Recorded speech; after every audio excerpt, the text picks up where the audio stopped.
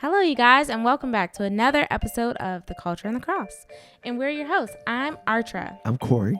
Yeah, and if you're new here, this is a podcast about what's going on in our church down here in Raleigh, North Carolina. We're at the Rock Church.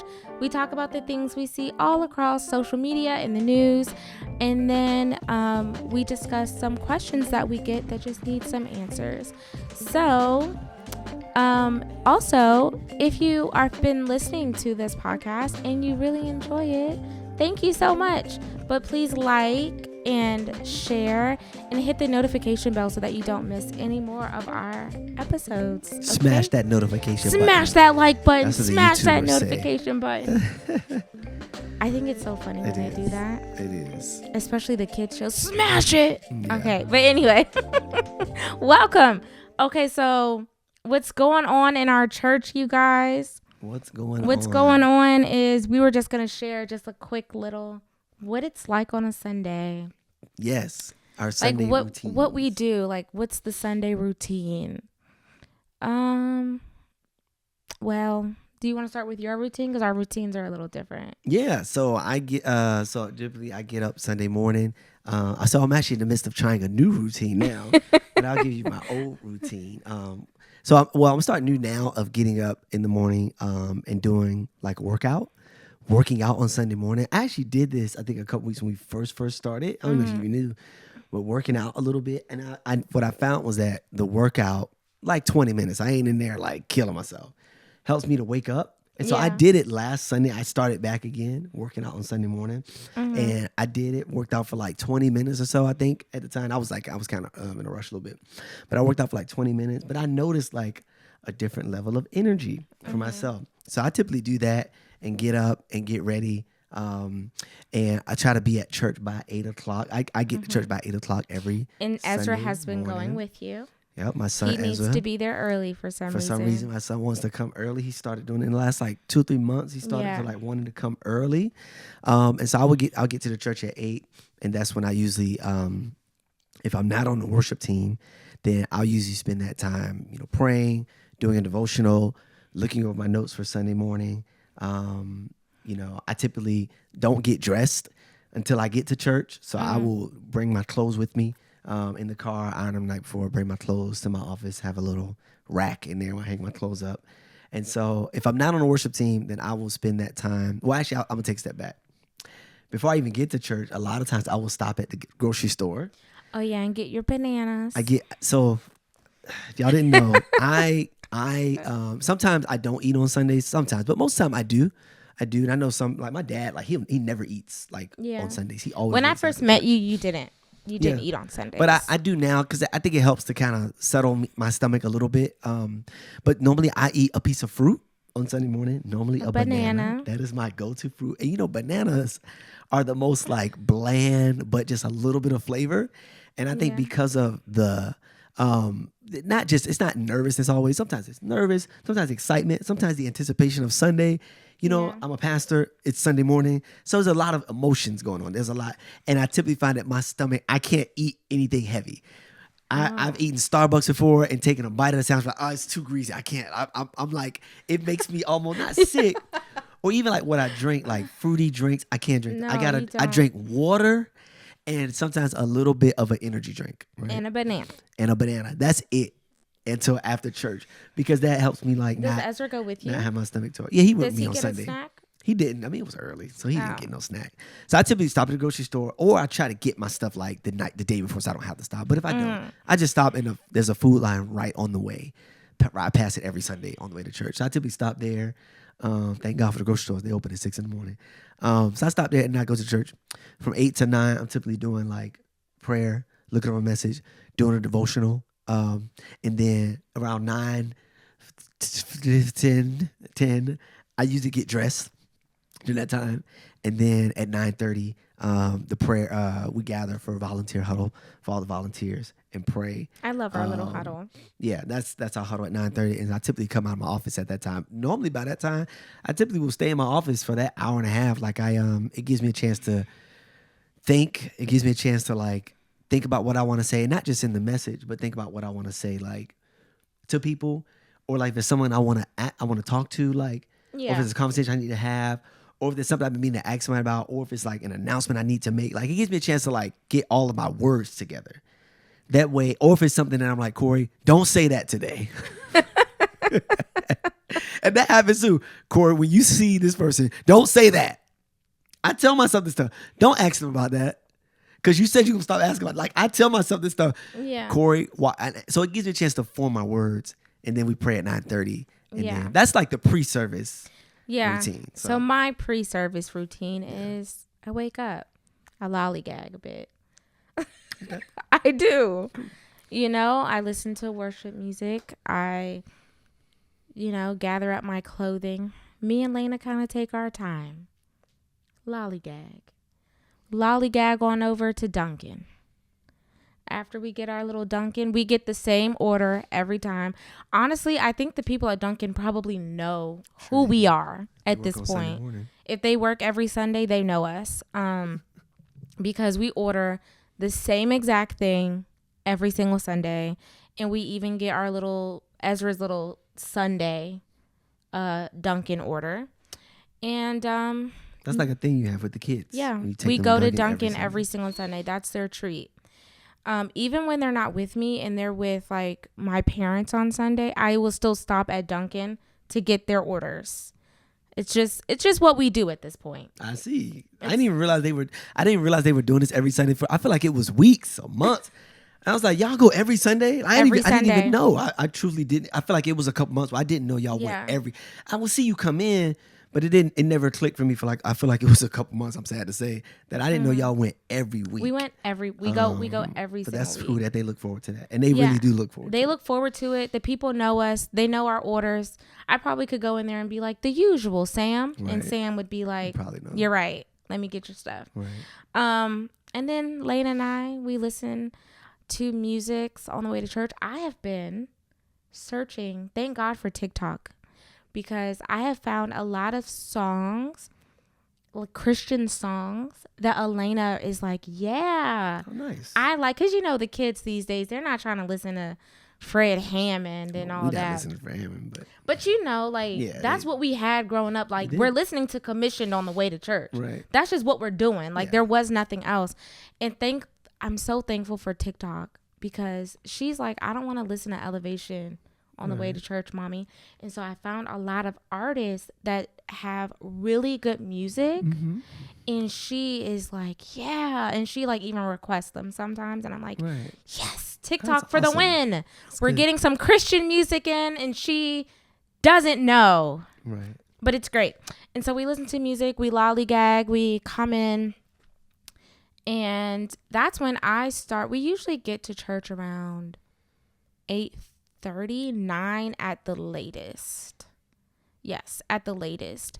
And that's when I just kind of go into the kids' rooms to make sure things are cleaned, make sure that the teacher, has everything that they need, make sure that if there's no more snacks, that the snacks are replenished, that they have what they need to teach the lesson, or they know where to find it if they haven't been able to pull it out.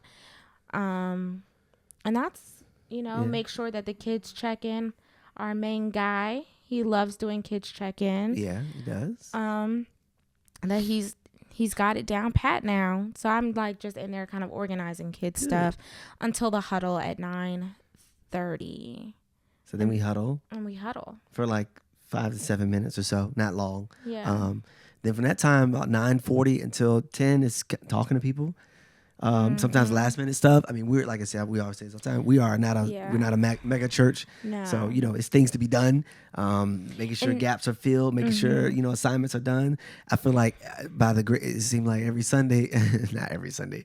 Sometimes some break. Like, hey, Pastor, you do not fix this thing or this media thing or this. Anytime you think you're prepared, right? And I'd be like, we're good to. Where my socks at? It's like something, man. I'd be like, and then all of a sudden it's like the TV stopped working. The TV or the lyrics are like flipping out, or we don't have a certain song. And we have people in place, but sometimes somebody need help happen. with something. Yeah, things do happen. So, but then most of the time, if everything's good, then it's just kind of talking to people, greeting people as they come in, talking to people that we typically don't see until Sunday. And the service starts at 10. Our services run about an hour and a half. At the latest, we're done by 11:30. It's been occasional times we've gone over occasionally. Most of the time, but we about that's rare. 11:15, 11:20, unless we have like communion or there's a longer altar call. We typically close out by 11:15. Our service is about an hour and 15, an hour and 20. Yeah. I remember when we first started, our first like month of services, we was done in an hour. Yeah. 55 minutes, service was over, you know, and I was like, man, service so short. One time. And I remember my brother saying like, he was like, I mean, you guys just started, like, so you kind of figuring out, you know. What were you saying? Time in our early stages at the hotel, Yeah. that was my very first time ever like teaching on a Sunday. Man, we were out of there in 45 minutes. I was like, I was sick that day. You were sick that day, and I was like, well, we're going to go on. I watched online too. We had an online stream in the hotel. I said, well, service was 42 minutes. It was like 40 minutes. All right. Hallelujah. And it was gone. It was that was the end. So yeah, we typically about an hour and 15, hour and 20. I mean, I'm a proponent. I believe less is more, you know, so I grew up in Long Church. So there's a part of me that's like, listen, man, unless the Holy Ghost is wrecking us, I don't know why we here for 3-4 hours. I didn't grow up service in Long Church. Service. Now I'm at church for 3-4-5 hours. Yeah. But the service itself, I don't, unless like I said, there is a legitimate move of God. We're not gonna be in there for 3 hours. And an hour and a half is like the most. And I give leeway, like when we have guests and stuff, I give them a lot of free. Like when Pastor Durrell came, I think we got our church 11:45. Yeah. Because he preached for about 40 minutes and then he prayed for about 25 minutes. But it was awesome. He was prophesying over folks. It was awesome. So that's I think, not typical though. Yeah, like I don't, like I said, we're not boxed in. So sometimes I give altar calls. Sometimes I don't. If I don't feel led, I've always said I'm not gonna just call people to the altar just because. If I'm led, we'll give altar calls or things like that, or if there's other things. But I try to keep it less is more. And I think that works for our context. So that's kind of like our rhythm of church. And then after church, we still talk for another hour to people. And then, and the church talks. Our church is very friendly. They're very people friendly. Will sit and talk and chit chat. They're hanging long enough. We're like, all right, y'all, let's just go to lunch and get something to eat. And then we just continue talking at lunch. So that's a kind of Sunday routine for. We gotta go to your favorite place. We do have a place. Mongolian. It's not because grill. it's just my favorite. It's not my favorite because it's the best food. No, it's not my the best favorite food. because it's the quickest and it's the easiest food. So it's just something that have in your belly. It's something quickly. Quick, easy, and it's good enough to where you'll be all right. So that's Sunday routine. We already had an episode where we talked about food, so we don't have to talk about that. But if y'all want to go to Crazy Fire Mongolian on Sunday, y'all let me know. I'll be there. Oh, God. We can go again on Sunday because we went last Sunday, too. We go almost, to be honest, they probably know us, too. It's one lady, she does. Yeah, she knows us. She does. They know. Because she wasn't there on Sunday, but I remember me and because also, along with Duncan, Mongolian is a place that like the kids will eat all the food. They will. They will eat all of their food. They will. They be scraping the plates. Yeah. So and they can get what they want in their little bowls. They don't have to be forced. So it works. And so we're not like paying for them, and then like they're not eating anything. Right. So we've started taking everybody there. Yeah. The whole church, your folks started going. When your dad hit me up one day, it was like, hey man, let's go to lunch. Go next week. But I was like, cool. I was like, where you want to go? He's like, oh, let's go to your spot. Because not your spot. Because it's like during the work week too. So he's like, no, I'm working too. So he's like, let's go to your spot. It's gonna be quick. We can it's definitely like if you're in like a bind, like I just need something to eat. I need to be out of here in 45 minutes. Oh yeah. Yeah, I've met people there for church. Place.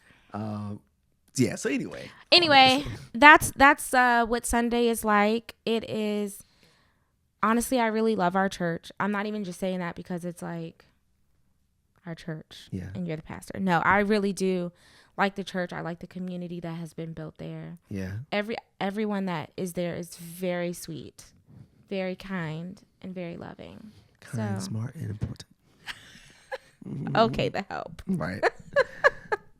But okay, so if you haven't been, that's what it's like on a Sunday for us. It is. I lollygag, go to Duncan. I'm on a mission. Yeah. Him and Ezra are on a mission every Sunday. Yeah, on time. And me and Lena are like chilling. Oh, what a day. I keep saying I'm gonna get there earlier, but I don't need to be that early. I mean, when we have gone with you, me and Lena are still like, oh, this is nice. And then we just drop you off and go to Duncan. I'm on a mission. I will say that. So yeah, we're not. But anyway, some cool, well, it's not cool, but some big news has happened. And it is about the CEO of United Healthcare. Crazy. He's been assassinated. Crazy. Right? What happened, Archer? Well, If you haven't seen. If you have not seen on social media, because you see how I just like moved on. But anyway, if you have not seen on the internets, the CEO, I believe his name is Brian Thompson is his name. Yes, was assassinated in New York City. He's the CEO of United Healthcare. And apparently there was a man who caught a Greyhound bus up to New York City. And I think it was at nighttime. No, it was in the morning. Oh yeah, he was on his way to a meeting. Almost 7 a.m. He was on his way to a meeting with shareholders. And he had a silencer on his weapon and just shot him.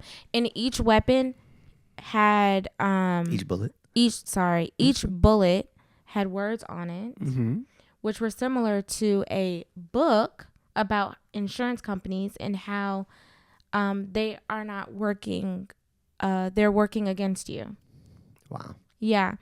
And so this was thought out. It was very very, very thought out. Like, and I'm thinking, apparently though, before he died, his wife was saying that he had a lot of like death threats coming to him.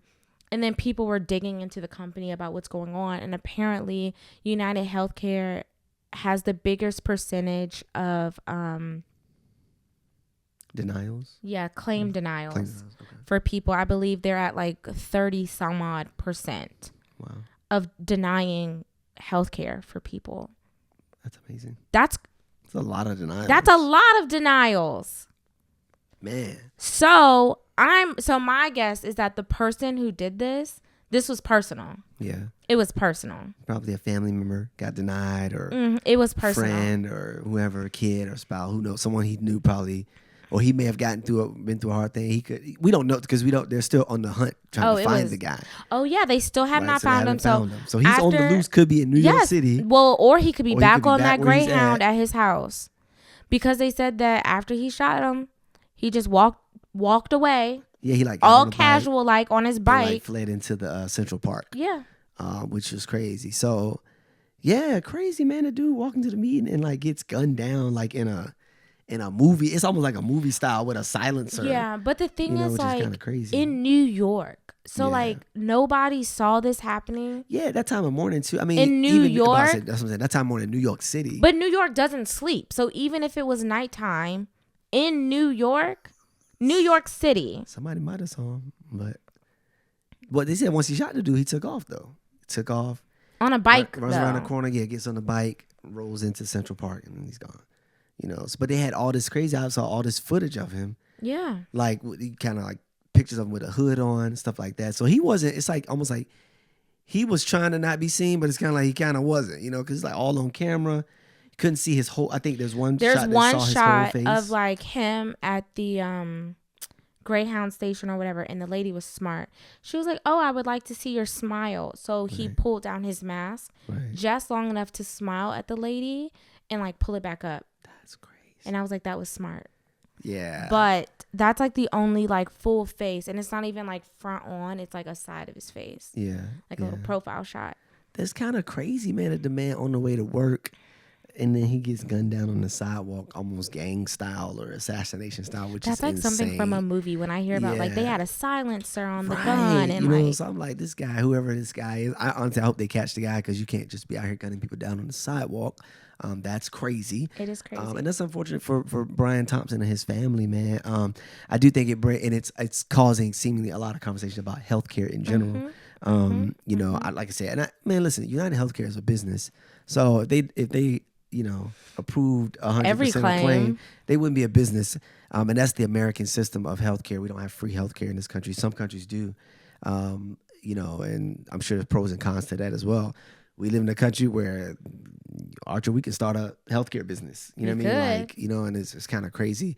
But I do think it brings up conversations of like how frustrating that can be for some people. Yeah. Think about the people with like chronic or terminal illnesses. Like that is insane. Yeah, those bills get going. Like, so for my job, I've had conversations with many people, and I've told you about conversations with many people who were like, man, I was doing all right until like I had to have a heart surgery.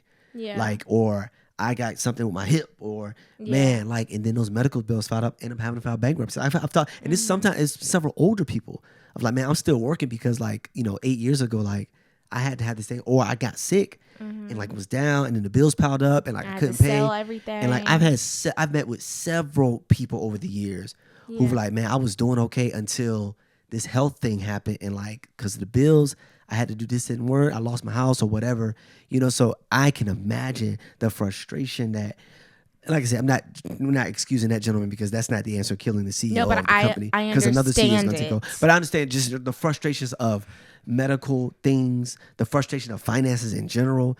Who knows what this guy's reason is for that? But I do think it brings up obviously conversations about healthcare in our country has been a hot button thing for the last, couple of decades now, for sure, at least, of like, man, how can we alleviate some of this to where people aren't, getting one sickness or something and it takes them out for the next 10 years, man. It's like, I almost feel like it shouldn't be the way. I don't have the answer, but there's got to be a better way than this. Yeah, there has to be a better way than that. Yeah.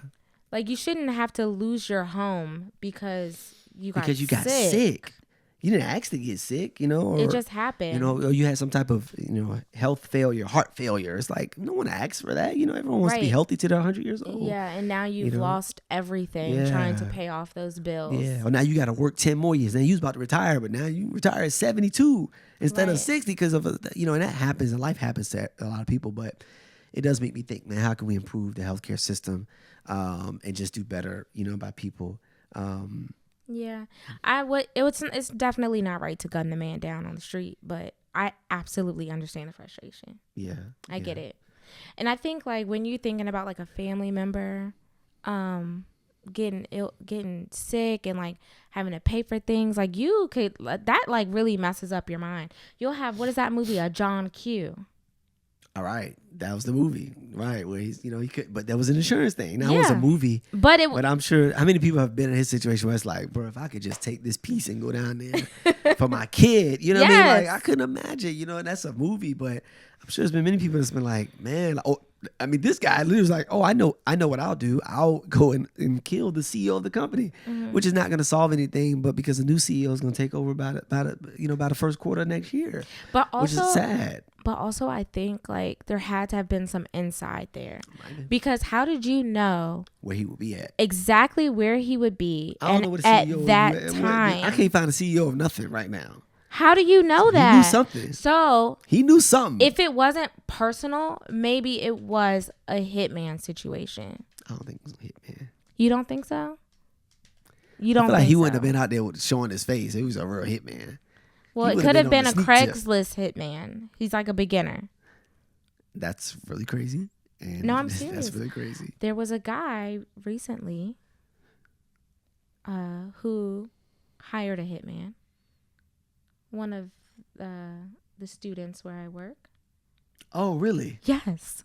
I think you told me about that. Yes, he went on, I believe, Craigslist or something and hired a hitman. How'd they catch him? The hitman told on him. Well, how did hitman tell on him? I don't know. Hey, I'm a hitman. Now, I don't know. Now, I'm done with that life. But the dude trying to get me back in. I don't know how they found. I don't know, but like it must have been a fake. Oh, so he's a fake hitman. Or maybe he was a beginner hitman and got nervous. Like, I don't know, but he's in jail now. Is the hitman in jail too? No, I don't think so. Y'all, how you a hitman and be like, yeah, somebody tried to contract me for work. Now, I don't do that work no more. That reminds me of those TikTok videos where it's like the bad hitman. Oh, yeah. Where you put the stuff in the drink and then let me test it out. Ah! Now, that's crazy. That's crazy. That's something I would do. I would be the worst. God would be like, you ain't supposed to do that. No, I'm gonna get him. I want to make sure it's good. Okay. Yeah, no, but that was like a real life situation. He did hire a hitman. I want to know, how did hitman tell the police and the hitman? So I don't really know. That's crazy. But I just know the student. How the student? Oh, so they must have something going on. It's really deep. It was like, yeah, some type of mental things going on. Yeah, and he had some stuff happen to some family members. So he was trying to like get back at the person who like. Oh wow. Yeah. That's really sad. It was a very sad story. He's a student? Mm-hmm. Dang. How much jail time you get for hiring a hitman? I don't know. Probably a long time. That's Yeah. probably 10 to 15. Mm-hmm. Because if he had to went through and kill that person, now you didn't kill somebody. Yeah. Now you done contracted a kid. He probably got 20 years for that. Yeah, it's really sad. Can you imagine going to jail for 20 years? No, I don't. No, I can't. Like, I literally just thought about that. I was like, No. bro, like, if somebody was like, yeah, I'm not gonna think about Corey, that. you're going to get out at 56. Your kid's going to be grown by the time you can get out. They're not gonna know you. I mean, they would know me now. Yeah. They would be like those. They would be like the kids. Like, man, my dad went to jail when I was 8, and now he's out when I'm 28. That's sad. We all off topic, y'all. We are somewhere else. We'll call you. But, Well, actually, I don't know. Did you see that? She's talking about she don't know. You're doing crimes. What if I was doing it for us? What if I did a John Q situation Oh, for Ezra? for Elena. What if I did a John Q situation? Maybe. You gotta hold me down for the 20, man. I'll get out on 8 on good behavior. I don't think Because they're I'm gonna be gonna in there let preaching. you. I'm gonna be there, hey, in the Bible said. He also said, "Thou shalt not kill." He did. But You didn't hear. You didn't. plead for mercy. Go back in there and start preaching.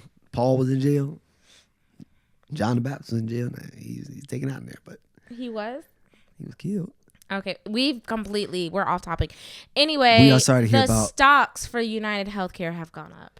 That is insane. Man, people, boy, I'm gonna tell you this. Brutal. This American economy, man, is capitalism. I heard another podcast that Kevin on stage talk about all that. Capitalism is something. It really is. I mean, we all benefit from it. So it's like it's a machine that we all are in and we all benefit from. America is a business. Like, you can literally go and make your own life, but also it's brutal, man, Yeah. because how the stocks going up when the man is out here getting killed. the stocks went up. Insane. I'm not an economic expert, so I can't speak, but I just think the American economy is something. We have some economics something. people at church, and I need to ask Need them to about ask them. that. Right. So That they're like doctorate and stuff, and I need to ask. see what's up. Okay, but anyway, I feel bad. Yeah, so we're praying for his family too. because he man, has a obviously. whole family. Yeah, obviously we're praying for his family, wife and kids and everything. Like, yeah, it's terrible. That is someone's that is someone's father. Mm-hmm. That's someone's brother, someone's sister, someone's brother rather. Yeah. So all right. But we're going to move on to the questions that need answers. And today's question says, hey, how can Christians set healthy boundaries in relationships while staying loving? Healthy boundaries. Yes. So many conversations about boundaries over the last years. We actually, the last couple months at church, the ladies did a whole Bible study on boundaries. We did. Yeah. It was really great. It was good teaching. It was healing. It was nice. Because a lot of times I think for Christians, we don't talk about boundaries because they're like, oh, God always says to turn the other cheek and, all of this. So basically they're like, if you're a Christian, you need to have people just like run over you. But what people don't understand is that there are even boundaries. God has boundaries. Like, right, absolutely. there are boundaries. You have to set boundaries in your life. You do. And I think that as we've gone on in society, we realize how important it is with boundaries with family, with friends, with ministry, pastors, all that. I have boundaries, as a pastor, right? We have boundaries even like in relationships as couple. Like, right. You have boundaries with your spouse. This is I'll give you a funny What? one. When we first started dating. Oh. We first started dating. I'll just give you one. I'm not going to recap the story. I told Archer, I said, I have one rule. Now, I said as a rule. No, I thought you said you had 3. I had 3, but I'm going to just give you Okay. one. I said it was one thing that I will not ever put up with. And I said, do not ever put your hands on me. Do not. And I said, I would. That's a boundary. And I didn't, at the time, I didn't have the language for this is a boundary that I will not, that you can, I'm not going to cross with you and don't cross with me because this is going to be the end for us. But think about now, I said as a rule, but it really, I was setting a boundary to say, as you as a woman, do not put your hands on me. Meaning like, don't hit me. We're not gonna be an abusive relationship. Also, I'm not gonna put my hands on you and abuse you physically. That's not something we're gonna be, right? That was one of the things we said. That was it's funny now. It's funny now. But I was dead serious. I was like, you were. And I'll tell you, well, I ain't gonna tell you where it came from. No, I'll tell you where it came from. I'm gonna tell you where it came from. The girl I used to date before you, she slapped me in my face one time. I wasn't even being abused. She slapped me one time. We were in a little, Y'all were in a disagreement. And she didn't even I thought about it. She didn't even haul off and wow, just it was just like it was like one of that. And I was like, okay, I saw myself in jail, and I said, I don't never want to do that again. I said, I'll never. You saw your life flash before your eyes. Everything flashed. Jail, because if you hit her back, guess where you going in the city of Norfolk? Come on now, you going straight to the jail. They're gonna put you under the jail. Straight to the jail if you put your hand on that woman. So I said on it to say, y'all pray for me. I was delivered. Amen. But that was a boundary I had with Archer, right? Like, hey, don't put your hands on me. I'm not gonna abuse you physically. You'll get the point. Yeah. Boundaries have to be. And I love that my friend Omar, when we met with him a few weeks ago, when he came out and preached, he said it very well. He said with boundaries, you have to inform and enforce. You do. Inform and enforce. So you have to tell people or tell whoever, hey, this is a boundary. Hey, on this day, I'm unavailable for phone calls. Yeah. I'm off that day. I'm not going to answer the phone. He says what will happen is that you inform someone of that, but then you got to enforce it too. So if they call you on the time you say, I'm not available from the hours of 3 to 6. Don't answer. I'm going to be, if you answer the phone, you're not enforcing your boundary. Mm-hmm. So even if you see, oh, man, I see them calling. Okay, I now have to enforce and not answer the phone. Mm-hmm. Or it could be a myriad of others. I mean, you guys did a study on it. That's one I thought about, informing and enforcing. Because the reality is that people, and we are all people, we all like to think we're so understanding of people. But we be like, I wonder if they really going to enforce this. Like we test, and I say we test people's boundaries we're like toddlers. See. Right, we're all like grown kids. So he's like, you'll tell people, hey, I'm not doing that anymore. I'm not going to that place anymore. They will call you and say, hey, you want to go? Just to see, are you still, you know what I mean? And you have to enforce. So you say more about that. Well, from like our Bible studies or whatever, you have setting boundaries isn't just for like them. It's also a lot for you. Correct. Because a lot of times like not having boundaries in the end sometimes will take you away from your peaceful place and away from God, where your concentration, your focus should be. And so it's a lot about communicating with the person. I mean, like, you don't have to be a jerk about it, but letting them know, like, hey, I don't like when you do that. I don't like when you say that. Or, hey, this is not going to work for me. Things like that, so that they understand. Yeah. But then if they don't, sometimes you may have to just sever the relationship. Yeah. Because you can't have people just doing whatever to you. Right. And you don't have to be a jerk about it when you're telling them, but just be firm in your stance and stick with that. Yeah. I think that's the thing you just said that's so important. Is that when you enforce your boundaries, you don't have to be nasty about it. No. You don't have to be snarky. You don't have to be sarcastic. And I say this for myself too. You don't have to be like a nasty person to enforce a boundary. No. You could just say, hey, I kind of really don't appreciate when you do X, Y, Z or whatever. I really don't appreciate when you say that to my kids. I'll give an example. It was one time, I can't give the example enough without saying. So anyway, I'll just leave that alone. But I'm not trying to be, messy. I say all that to say, even if it's with your kids, hey, I don't like when you do that with my kid, or I don't like when you say that to my kid. Yeah. I remember having to enforce that boundary with a particular person of something with my particular child. I was like, hey, I don't think my child really likes when you say that. Do you mind not doing that anymore? I said it in the night, hey, this is not even about you. It's for them. Like, I just noticed in them, they don't really like it. And I framed, I was like, hey, we're trying to help them build some self-confidence in that area. So when you say that particular thing, it kind of undermines like what we're teaching them. Do you mind not doing it anymore? It's been 2-3 years that the person ain't never done it again. And we talk and they're pleasant about it and it's cool, right? I said all that to say that it didn't have to be nasty. I framed it in a way that was, it was fine. It was understanding, and they understood. And it was like, oh man, I didn't even realize I was doing that. Thank you for letting me know. I'll make sure I never do that again. They see them all. They see the kids. It's all love, right? Mm-hmm. I said all that to say that you said it best. Is that sometimes we think boundaries. We think you got to put up a gate and slam it in people's face. You don't. But when someone tries to open it again, hey. Now, granted, if it's the 15th time you've had to say it, maybe the conversation needs to be a little more stern. But I think in the onside, I think 15 times is too many. I'm gonna be 3 times. Right. That's it. Come on now. After the 3rd or 4th time, these all right. Now I'm actually, Hey, now I'm not going to be speaking to you anymore. But you still don't have to be nasty about it. You don't have to be nasty about it. And really, once again, this is a gray area because a boundary of hey, don't call me after 9 o'clock is different from a boundary of don't put your hands on me. Those are two different things. That's an extreme. So we realized that there was a spectrum of boundaries, right? Yeah. But you have to enforce it. It has to be an appropriate enforcement with the level of the boundary. Meaning, if the boundary is, for example, in a marriage, right? We're married. If the boundary is, hey, I'm not gonna be cheating. Don't be cheating on me. Come on now. That's a bigger thing than, hey, can you not leave your socks on the floor in the bathroom, right? Because one of those things is like, all right, now I may say that 7 times. I ain't gonna tell you 7 times stop cheating on me. It's not. I ain't gonna tell you 7 times you're not gonna have a boyfriend or girlfriend. You know what I mean? Like, I'm not gonna say that 10 times. That you know what I mean? Like, those are so or abuse or something like that, right? That's a situation where you may need to cut somebody off. Yeah, and I know after the first time, whatever case it be. So. And I know that it's hard because, especially as Christians, we always have this myth that like setting boundaries means that we're being mean. Setting boundaries means that like we are not kind. But I always think of it too as sometimes a little bit of self-preservation. Yeah.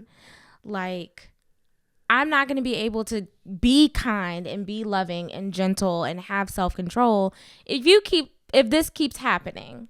I hope you are. No. I hope you're going to be kind.